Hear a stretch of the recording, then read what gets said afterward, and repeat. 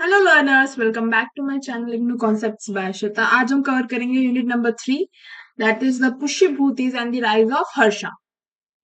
ठीक है, तो पुष्यभूति डायनेस्टी थी और उस डायनेस्टी के राजा कौन थे? हर्षवर्धन। इनके बारे में हम आज पढ़ने वाले हैं। स्टार्ट करते हैं विद द इंट्रोडक्शन। पहले इंट्रोडक्शन देख लेते हैं कि पुष्यभूति डायनेस्टी आई कहाँ से।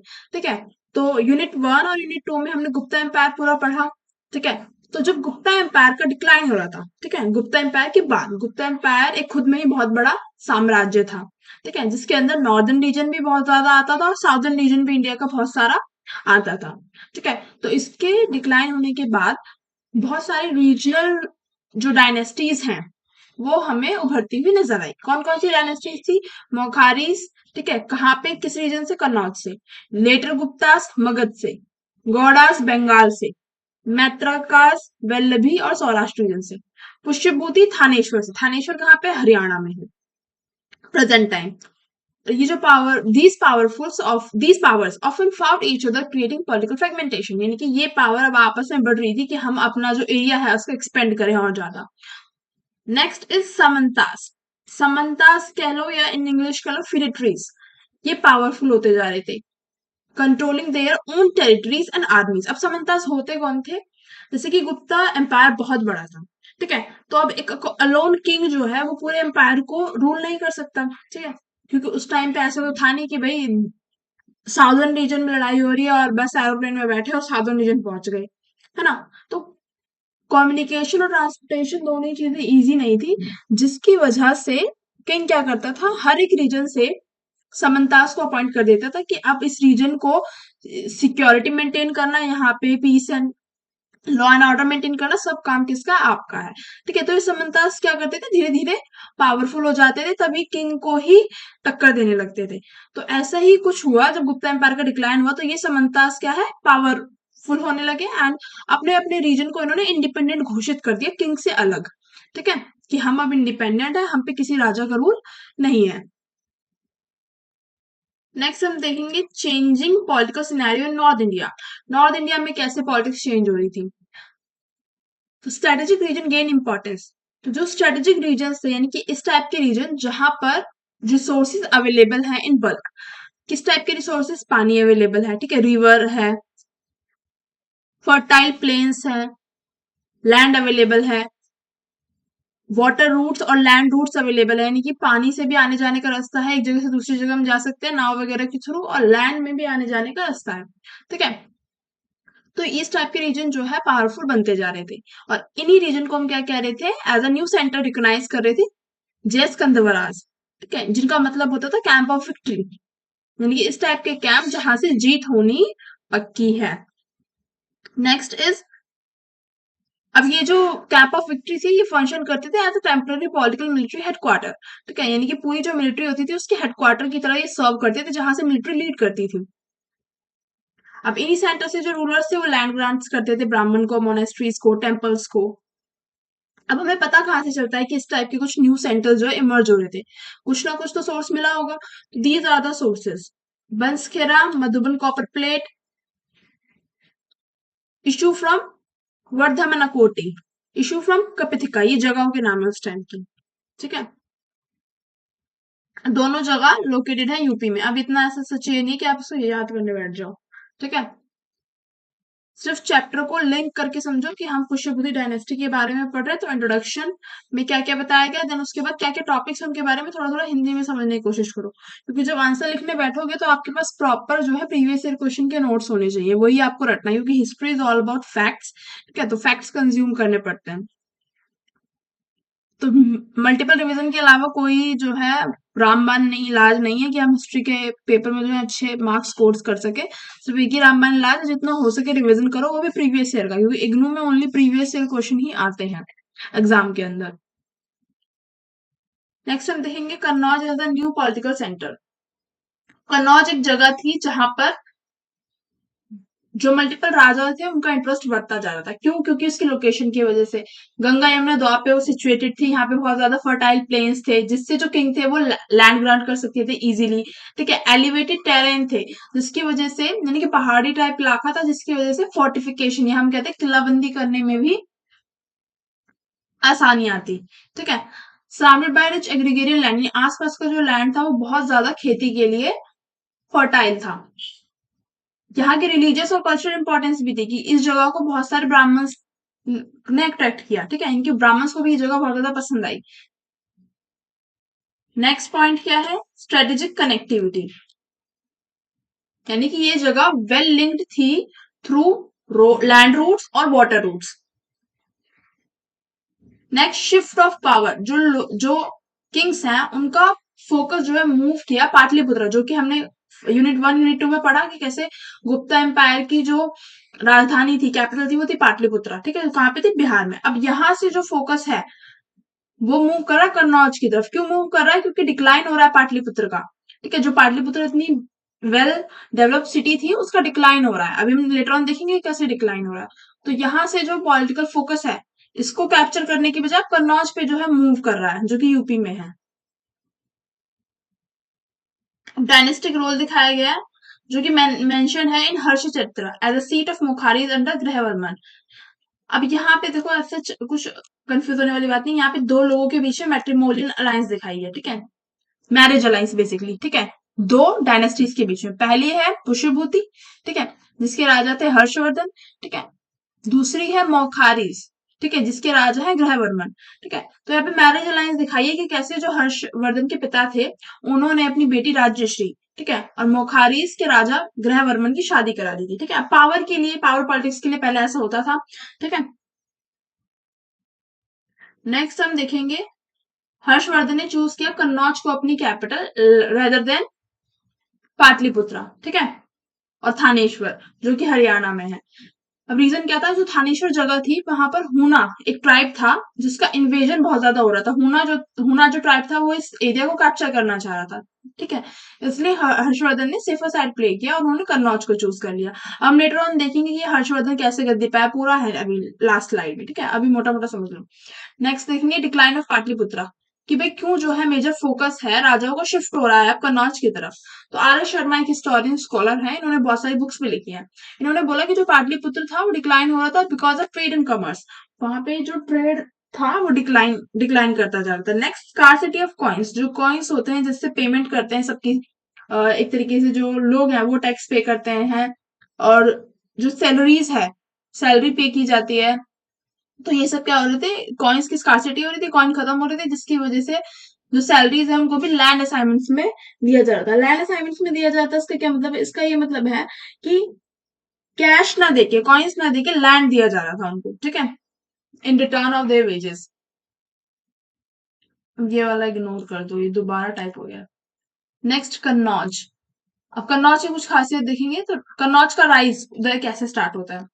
तो कन्नौज जो है पावरफुल बनी after Harsha choose it as his capital. जब हर्षवर्धन ने उसको अपनी कैपिटल के रूप में चुना तब से कन्नौज क्या है? पावरफुल बनी।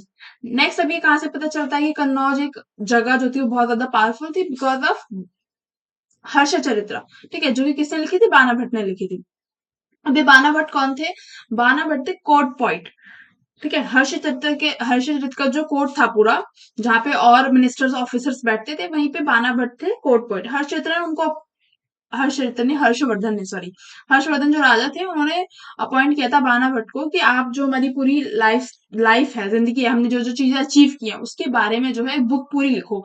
ठीक है, ग्लोरीफाई करते हुए। तो बाणा भट्ट ने हर्ष चरित्र लिखी। ठीक है, कि कैसे हर्षवर्धन जो थे राजा थे, उनका चरित्र कैसा था, उन्होंने क्या क्या चीजें अचीव की, कहाँ कहाँ, कौन कौन सा एरिया उनके अंडर आता था। ठीक है, तो बाणा भट्ट ने ये सब चीजें लिखी। अब कन्नौज के लिए ट्राइपार्टाइट स्ट्रगल भी हुआ जहां पर तीन डायनेस्टीज जो है इंक्लूडेड थी। फर्स्ट इज गुर्जर प्रतिहारा जो कि वेस्टर्न इंडिया से थे। सेकंड इज पाला जो कि बंगाल बिहार से थे। थर्ड इज राष्ट्रकूटार जो कि डीकेन से थे, साउदर्न रीजन से। अब इनका मेन मोटिव क्या था? कि कन्नौज पे कंट्रोल पाना। ठीक है, क्योंकि जो कन्नौज पे कंट्रोल पा लेगा दैट मीन्स नॉर्थ इंडिया में सुप्रीमेसी होल्ड कर लेगा, यानी नॉर्थ इंडिया पूरा उसी के अंदर आ जाएगा। नेक्स्ट हम देखेंगे पुष्यभूति डायनेस्टी, कहां से डायनेस्टी आई, क्या था पूरा चीज। ठीक है, तो सोर्सेस कहाँ से पता चलता है? नेक्स्ट हमें देखना है पुष्यभूति, ठीक है। तो जो पुष्यभूति डायनेस्टी थी इसका ओरिजिन कहाँ से हुआ, ठीक है, और क्या क्या सोर्सेज है जिससे हमें पता चलता है ये डायनेस्टी पावरफुल थी उस टाइम पे। तो हर्ष चरित्र जो कि बाणाभट्ट ने लिखी थी, जो कि कॉर्ट पोइट थे हर्षवर्धन के, है ना, इनकी बुक से पता चलता है। नेक्स्ट अकाउंट्स ऑफ यून टिसैंग, इनके इनको कहते हैं बेसिकली जू जैंग है, ठीक है, टी जो है साइलेंट है यहाँ पे, ठीक है। तो ये जो चाइनीज ट्रेवलर थे इनकी जो उन्होंने उस टाइम पे आए ये इंडिया में, ठीक है, और जो उन्होंने देखा उनके अकाउंट से पता चलता है। नेक्स्ट इंस्क्रिप्शन और कॉइन से पता चलता है। अब हम देखेंगे ओरिजिन। तो ये जो डायनेस्टी थी फर्स्ट जो है पहले के टाइम में, पुराने टाइम पे थानेश्वर एक जगह है हरियाणा में, वहां पे रूल करती थी। लेटर जो है शिफ्ट की गई इसकी कैपिटल कन्नौज, ठीक है। फाउंडर के ऊपर हिस्टोरिकल डिबेट है कि कौन है इस पर्टिकुलर डायनेस्टी के फाउंडर, बट फिर भी मैनी हिस्टोरिकल जो जो मैनी हिस्टोरियंस हैं, ठीक है, वो एग्री करते हैं कि जो इसके फाउंडर जो है प्रभाकर वर्धन है, जो कि फादर थे किसके, हर्षवर्धन के, ठीक है।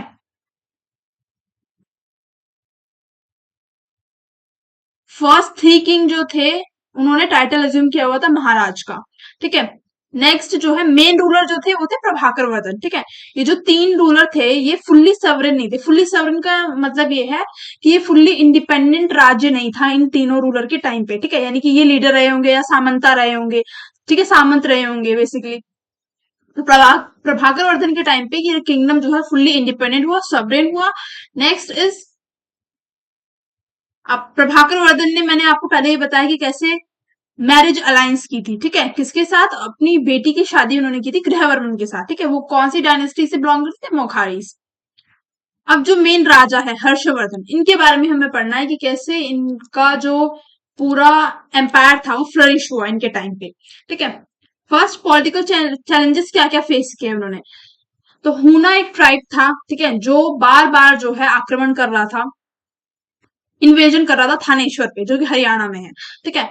तो वहां पे इन्होंने जो है फाइट बैक किया उस ट्राइब से, ठीक है।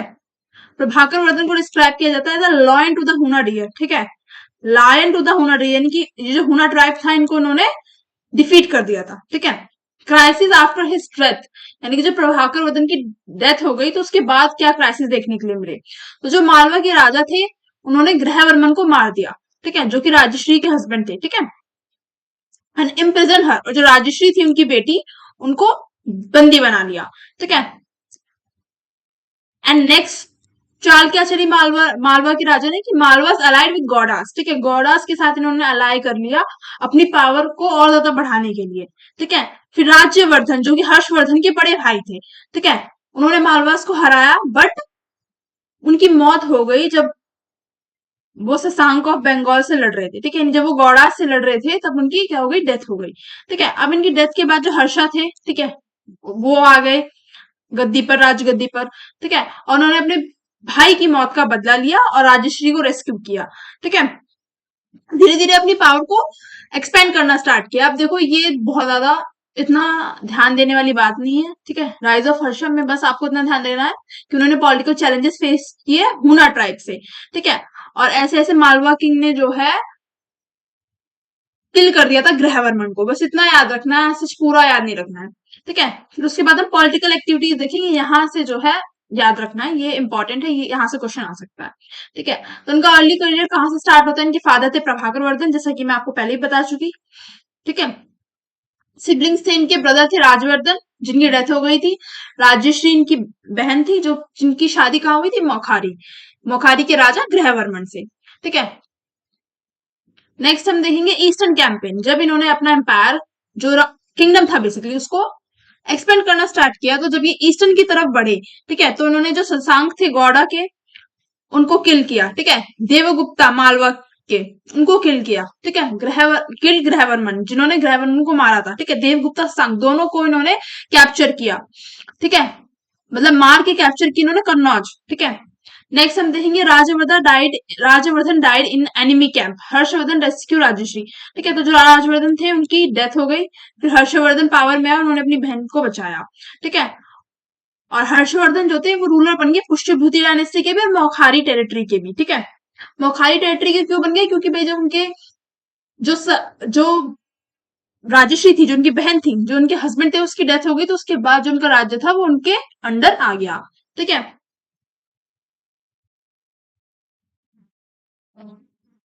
अब इनका जो शशांक थे, इनके साथ बहुत ज्यादा जो है टसल चलती रही।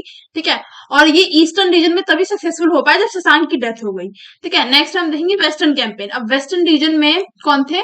मैत्रिकाद और वल्लभी। ठीक है। Harsha occupied Vallabhi later peace through marriage alliance. अब हर्षा ने वल्लभी को कैप्चर किया थ्रू मैरिज अलायंस। ठीक है। ध्रुव सेना second Baladitya married Harsha daughter. ठीक है। तो जो ध्रुव सेना सेकंड थे, उन्होंने अपनी डॉटर की शादी जो है हर्षा से कर दी, जो हर्षवर्धन थे उनसे कर दी। ठीक है। अब इनकी अलायंस की वजह से जो पुलकेशिन थे, ठीक है, पुलकेशिन जो डायनेस्टी थी, इनका इन्फ्लुएंस जो है इस वेस्टर्न रीजन में कम हो गया। ठीक है।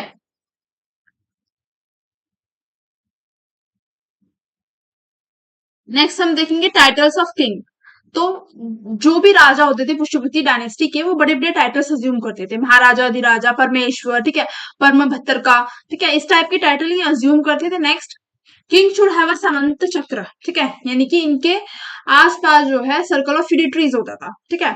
समंता कौन होता है मैं आपको पहले बता चुकी हूँ। एडमिनिस्ट्रेशन क्या था, कैसा था इनके अंदर, कहां से हमें पता चलता है? जूजैंग के इंस्क्रिप्शन से। ठीक है। टैक्सेशन था। ठीक है। किंग जो है 1/6 ऑफ द फार्मर प्रोड्यूस लेता था। ठीक है, यानी कि जो 1/6 प्रोड्यूस कर रहे हैं फार्मर, उसका 1/6 किसको जाएगा? एज अ टैक्स किंग को जाएगा। ठीक है। बाकी का जो बच जाएगा वो फार्मर अपने पास रखेंगे। ठीक है। टैक्सेस इतने ज्यादा हाई नहीं थे, लाइट थे। ठीक है। नेक्स्ट, किंग का रूटीन क्या होता था कि किंग ने अपने दिन को 3 पार्ट्स में डिवाइड किया होता था। फर्स्ट, कि जो राज्य का है स्टेट अफेयर्स वो देखेंगे। सेकंड, रिलीजियस और चैरिटेबल वर्क वो देखेंगे। ठीक है। थर्ड, एक्टिविटीज देखेंगे, वो हॉस्पिटल, रेस्ट हाउसेस, चैरिटी करनी है, डिबेट, प्लांटिंग ट्रीज, एजुकेशन। ठीक है। थर्ड पार्ट में वो इन सब में से कोई भी काम करेंगे। अब गवर्नेंस करने का स्टाइल कैसा था, मतलब राज्य गद्दी वो कैसे संभाल रहे थे? Tour of inspection, sometime incognito. देखो गूगल में होता है ना इनकॉग्निटो मोड। ठीक है। इनकॉग्निटो मोड में क्या होता है? थर्ड पार्टी को कोई कुछ भी हमारे बारे में एसेस नहीं मिल पाता। तो ऐसे जो राज्य क्या करते थे, एक तरीके से अपना पूरा भेष बदल के जो है प्रजा में, नॉर्मल जो कॉमन पब्लिक है वहां पे जाते थे एज अ कॉमनर। ठीक है। और देखते थे कि लोकल पब्लिक में क्या प्रॉब्लम्स हैं। ठीक है। अब डिप्लोमेसी में इनके जो भी नेबर्स थे उनके साथ इनकी अच्छी जो है मित्रता थी। ठीक है। नेक्स्ट हम देखेंगे एडमिनिस्ट्रेशन कैसा था हर्षा के टाइम पे। ये फिर से मुझे लग रहा है रिपीट हो गई है। हाँ, ये वाली स्लाइड जो मैं कट डाउन कर दी थी रिपीट हो गई है ना, बता चुकी मैं ये। ठीक है। नेक्स्ट हम देखेंगे द ट्राइपार्टाइट स्ट्रगल, जहां से जब मैंने अपना एग्जाम दिया था इसका क्वेश्चन आया था। ठीक है। ट्राइपार्टाइट स्ट्रगल पूछा था और जब मैंने बुक उठा के देखा तो उसमें इतना सा पैराग्राफ था और ये 20 मार्कर में आया था, सोचो। और मैं उस टाइम समझ नहीं पाई थी कि मुझे एक्सप्लेन करूँ तो क्या करूँ। ठीक है। तो अगर ट्राइपार्टाइट स्ट्रगल आएगा तो सबसे पहले आप क्या लिखोगे? फर्स्ट स्लाइड पे आया जहां पे हमने कन्नौज के बारे में देखा था। ठीक है। इंट्रोडक्शन जो हमने देखा था, यही इंट्रोडक्शन आपको चेप के आना है कि जब गुप्ता डायनेस्टी का डिक्लाइन हुआ तो कैसे छोटे छोटे जो रीजन्स थे, डायनेस्टीज थी, वो इमर्ज होने लगी। ठीक है। उसके बाद हम क्या बताएंगे कि कैसे जो है कन्नौज एक न्यू पॉलिटिकल सेंटर की तरफ उभर रहा था। ठीक है। जब आप ये लिख दोगे ना तो 10 मार्क्स का क्वेश्चन आपका यहीं खत्म हो जाएगा, जब हम इंट्रोडक्शन ये वाली स्लाइड लिख देंगे और उसके बाद ये कन्नौज वाला लिख देंगे। ठीक है। उसके बाद हमें सीधा लास्ट वाले स्लाइड पे आना है, इस पे ट्राइपार्टाइट स्ट्रगल वाले पे। ठीक है। हर्षा लेगेसी स्टैब्लिश कन्नौज या कन्या कुब्जा कहते थे उस टाइम पे, as a symbol of royal power. ठीक है। तो कन्या कुब्जा या कन्नौज को उन्होंने एक रॉयल पावर की तरह स्टैब्लिश कर दिया था। ठीक है। उनकी डेथ के बाद Kannauj became the coveted prize for rival dynasty, यानी कि जब डेथ हो गई हर्षा की तो उसके बाद सभी जो भी अदर राइवल्स थे उनके माइंड में बस एक ही चीज थी कि हम कैसे ना कैसे करके अगर हम कन्नौज को कैप्चर कर देंगे तो जो हर्षवर्धन के अंडर जितना भी एम्पायर था वो उनका हो जाएगा। ठीक है। तो अर्ली राइवल्स कौन थे? मोखारीज वर्सेस गौड़ाज हुआ। ठीक है। Continue with Harsha Kannauj versus Shashanka हुआ। Yashovarman of Kannauj celebrated in the Prakrit poem slayer of Gauda. ठीक है। Claims supremacy over Kannauj, later defeated by Lalitaditya Muktapida of Kashmir as per Rajatarangini. ठीक है। ट्राइपार्टाइट स्ट्रगल 8th और 9th सेंचुरी। देखो अब यहां से हमें बस इसमें से कितना याद रखना है, बहुत ज्यादा फैक्चुअल है, अब इतना तो हम कंज्यूम कर नहीं सकते ना। तो हमें याद रखना है कि हर्षा की लेगेसी जो है मेंटेन रही इवन आफ्टर हिज डेथ। ठीक है, कि जैसे इसने कन्नौज को एकदम ऐसे रॉयल सुप्रीम पावर की तरह स्टेब्लिश किया था, तो कैसे लोग जो है, राइवल जो है, उनकी आई थी ऑन कन्नौज, ठीक है, कैसे वो कन्नौज को कैप्चर करना चाह रही थी, ठीक है। वैसे हमें इतना अर्ली राइवल्स वगैरह में कुछ नहीं लिखना, डायरेक्ट हमें आ जाना यहाँ पे ट्राइपार्टाइट स्ट्रगल के ऊपर, ठीक है। तो ये किन किन के बीच में था, Palas of Bengal and Bihar, Gurjara Pratiharas of Kannauj और राष्ट्रकूट ऑफ डेकान, डिकन, ठीक है, साउथर्न रीजन को हम डिकन कहते हैं। All three dynasty fought repeatedly to control Kannauj, the political centre of north India, ठीक है। तीनों डायनेस्टी के बीच में फाइट हुई, ठीक है, इस पर्टिकुलर जगह को लेके। नेक्स्ट हम देखेंगे सिग्निफिकेंस। कोर्ट पोइट ने ग्लोरीफाई किया है their patrons as conquerors of Kannauj, shows Kannauj central importance in early medieval north India. तो जो कोर्ट पोइट हैं, ठीक है, अलग अलग राजाओं के अलग अलग कोर्ट पोइट है, उन्होंने ग्लोरीफाई किया है किसको, कन्नौज को, कॉन्करर्स ऑफ कन्नौज, ठीक है, कि कैसे सब लोग जो है कॉन्कर करना चाहते थे कन्नौज को। इससे ये पता चलता है कि कन्नौज उस टाइम पे कितना सेंटर ऑफ इंपॉर्टेंस होल्ड करती थी, ठीक है। तो यहीं पे हमारी जो लेक्चर है वो खत्म होता है। Thank you for watching the video. अगर आपको वीडियो अच्छी लगी हो तो do like share subscribe my channel, और ये जितने भी नोट्स हैं उसका मैं लिंक जो डिस्क्रिप्शन में डाल दूंगी, आप जो है एसेस कर सकते हैं।